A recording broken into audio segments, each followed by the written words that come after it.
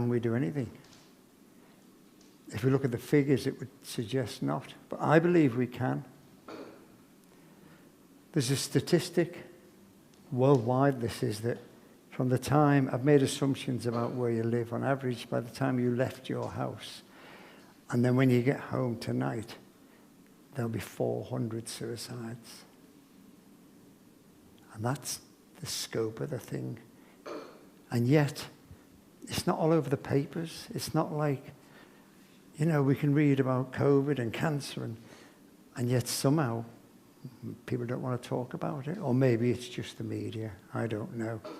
I'm so old that I remember when in a room you wouldn't hear a conversation about women's periods. And I certainly wouldn't have stood up and said, hey, I'm gay. Thank God we've come past that. We've got past that barrier. We've now got another barrier, which is to talk openly about suicide. It's happening. It's happening all over the world. And I believe if we talk about it, the very least we can do is change that culture, change that stigma, and change that shame, and encourage people to talk out. You're all wearing a T-shirt. That'll come in handy. What's your T-shirt? Start the conversation. That's the function of these things, really, to break it out there, get it out of its box. Tell someone you was at a gig last Sunday, tell them what it was all about. So what does it take to save a life from cancer or a road accident or heart disease?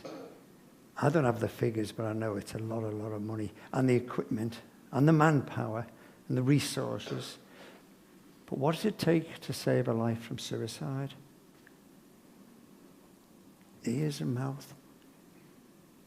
That's incredible that it still exists. The thing is, we need to know how to do that. We need to have mostly the confidence to have that conversation.